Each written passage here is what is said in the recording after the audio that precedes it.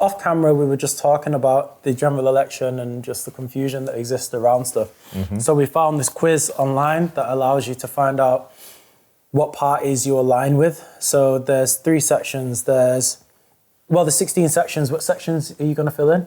Have you done all of them? Or just press start. Start. Now I think I press quick start. Quick start. Oh, I don't know if I did that. Oh yeah, quick start. Top issues: economy, health, and immigration. 6 minutes. All right, let's do it. So there's top 3 issues. They're going to ask us questions around the economy, health, and immigration, and we're going to find out whose we align with. So first scenario, economy. We're comparing the 5 top policies of government. 5 policies on topics. We're comparing the policies on 5 topics: government, debt, private versus public ownership, sources of revenue, tax avoidance, and international trade. Cool. Let's just have a look and see what we get. Okay, part 1. Achieving falling national debt in 5 years with GDP sector net borrowing below 3% of GDP. Already is why I fucking hate politics. Yeah. I have a degree in economics, and that's the only reason I barely understand what that sentence means. That just sounded like something from Star Wars, bro. A whole 3 years of absolute nonsense I studied to barely understand what this means.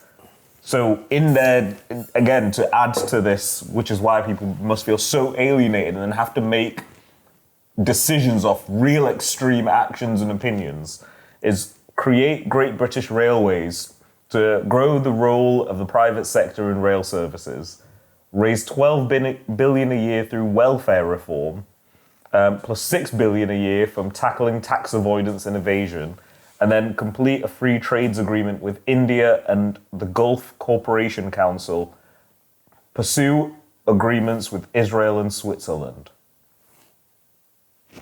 Nuts. Now, fiscally, I understand that achieve falling national debt in 5 years with public sector net borrowing below 3% GDP.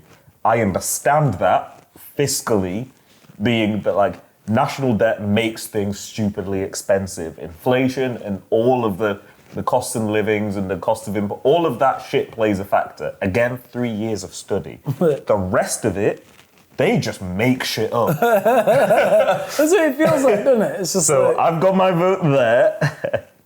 It's like the second scenario: expand government spending to invest in protecting our climate without triggering dangerous inflation.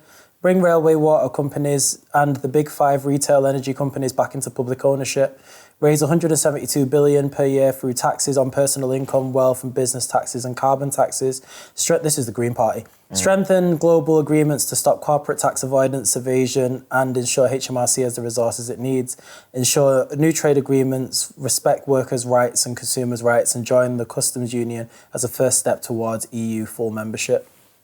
Is that the one that you have? No, man, this says really similar things, but worded different. Oh, interesting. Yeah, we'll go for that. So let's fill out a few of these and then we'll talk about the results. Let's do the quiz. Yeah. Okay. The thing that trips me up, I'm on the second section, health and social care. Like we're saying, we're going to train thousands more GPs and midwives and recruit 8,500 new mental health staff. To work where, bro? They just make up numbers. Where have you pulled this number is what we need. Where are they going to work within the different NHS trusts? Because 8,500 sounds like a lot until you work out the amount of trusts that we have. Like 2 people a trust. Yeah. Is that like all of the southern-based trusts? Because up here our mental health provision is falling apart. Not to the amazing professionals who do a good job, but the situation and their system that they work with. Having to navigate. So it's crazy. Create Young Futures Hub, aka Connections, to support young people's mental health with access to mental health professionals in every school. My result says I'm 66.7% green, and then I took one answer. So there's an expanded version of the quiz you can do that give you the more nuances, but because we've only done 3 sections, one answer wrong takes up a larger percent of your vote. So it says I'm 66% Green Party, 33.3% Conservative. So the Conservative answer came in the form of my answer to health and social care, which was saying about recruiting.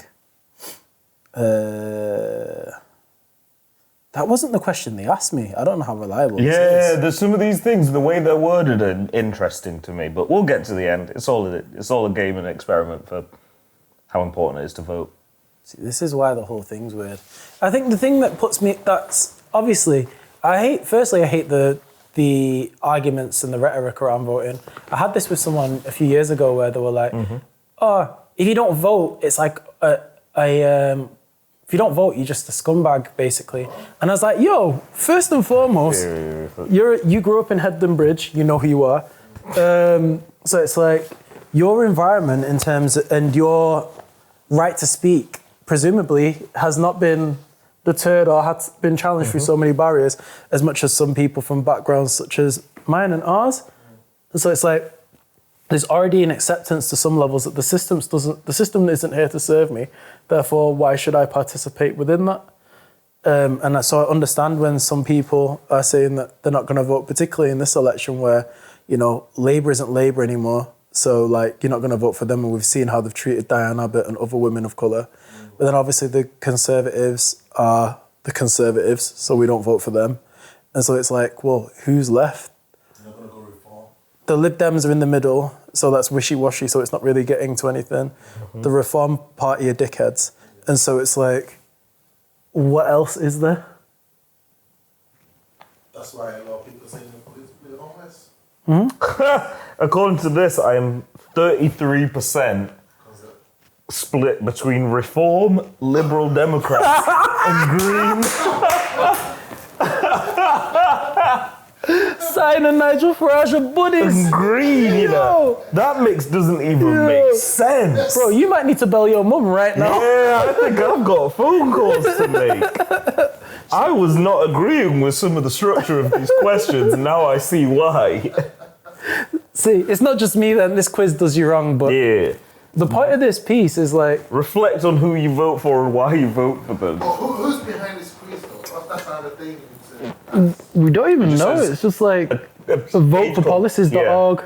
So it's just one of these things that help you try and work out what policies you align with. Yeah. But this is a really good tool in how confusing it is. We're all people in this room who are extremely liberal and want the same things, like just a better country that supports people that need it, but then doesn't kill creativity and reward like rich people and allow them to continue to become richer while the poorer get poorer.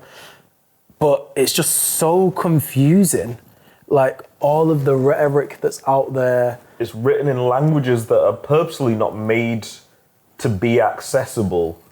In the like, they throw around. I started this with like laughing about the GBP.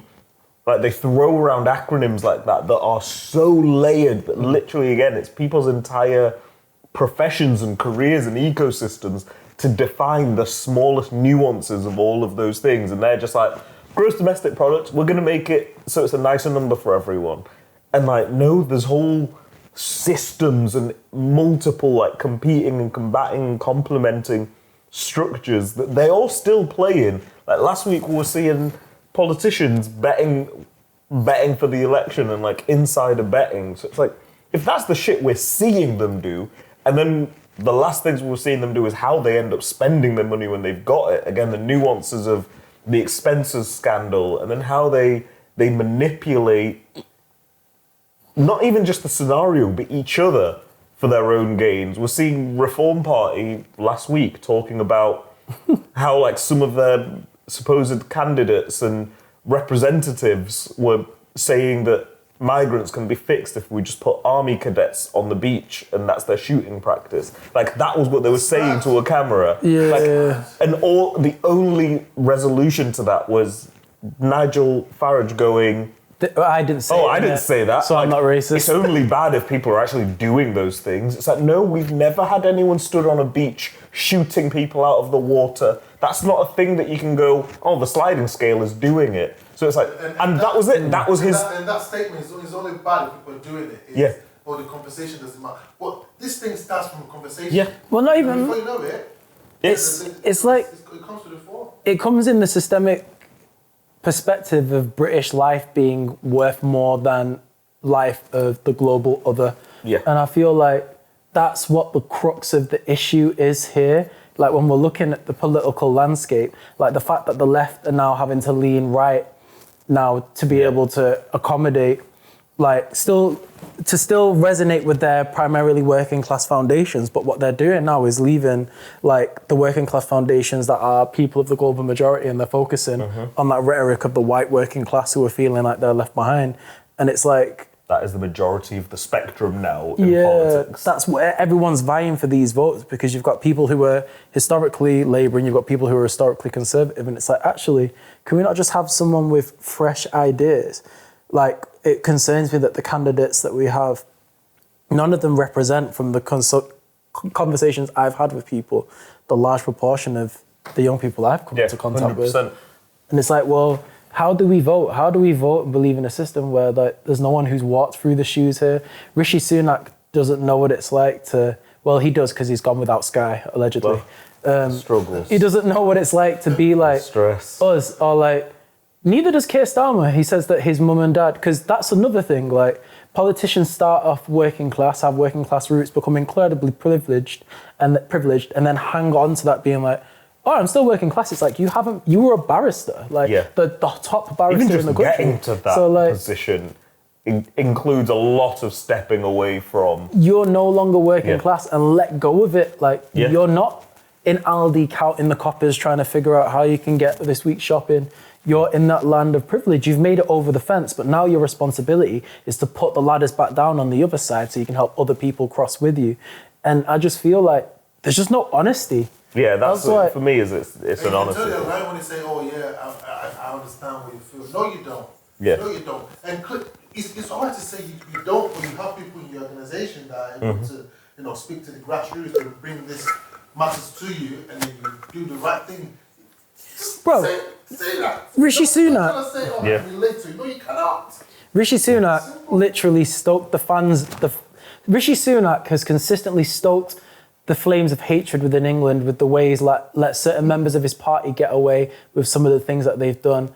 However, this week, for the first time since he's been in charge, he was crying racism because someone called him a coconut. No, it wasn't even that. He cried racism because someone in Nigel Farage's party called him the P word.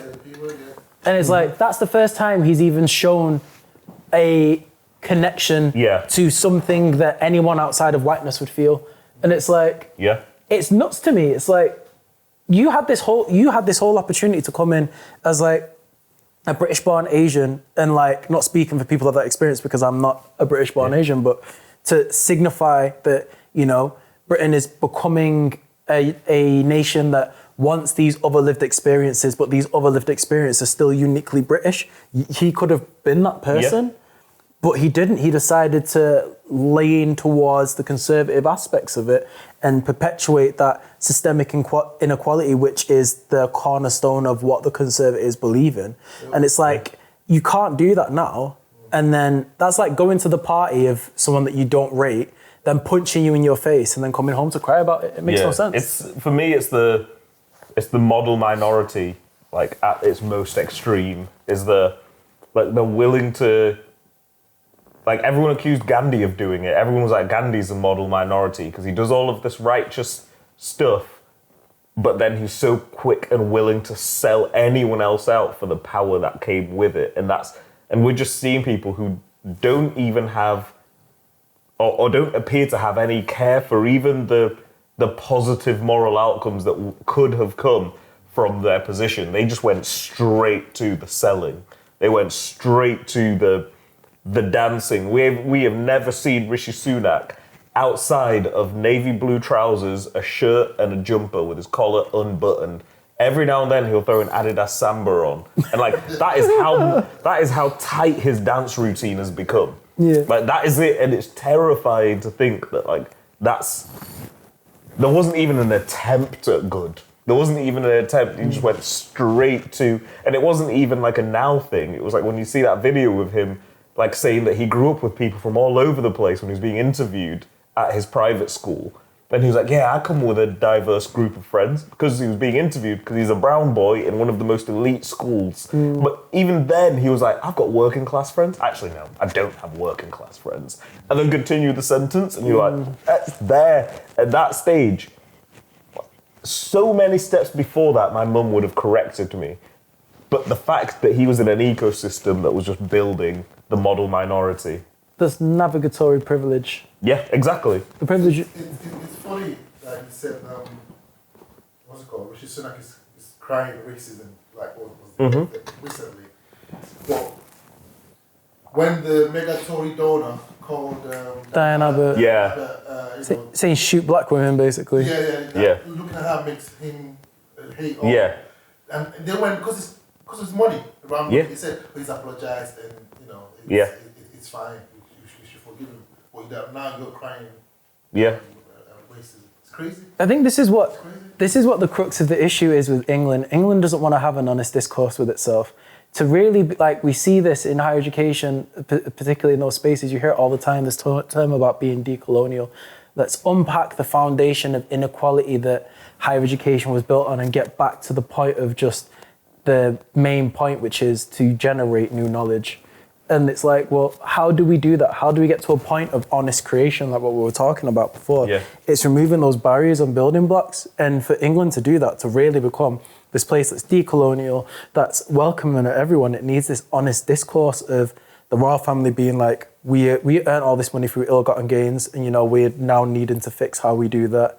It's then the system being honest enough to admit that it doesn't have leaders in the place that are fit to represent the mass amount of working people. Like, we should be able to vote and control who these parties put forward as candidates for the prime minister role. Yeah. Like, we should have more of a say in that as citizens, because and if we do have more say of that as citizens, then it should be signposted more and explained more, because there's a reliance of the average person to be super informed about the process. And when you look for our education system, we're not taught about the voting system. We're not taught about the systemic structures here. We're only taught about the system if you go and choose something like economics, where you're able to. But for the average person who leaves school after doing their full 18 years now, they're going to leave without any information about the system that they have a right to vote in. And it's like, more transparency around that process will allow us to get to the place where we need to be. But the reason why the misinformation is perpetuated or the information is stolen, it's because when you give that truth to people, intelligent people take their freedom and it's known. So let's hide the keys to that freedom in the way we codify the information. I don't know. 4th of July. Go mark something in those boxes. Even if it's just write the words to not like us. He a fan, he a fan, he a fan.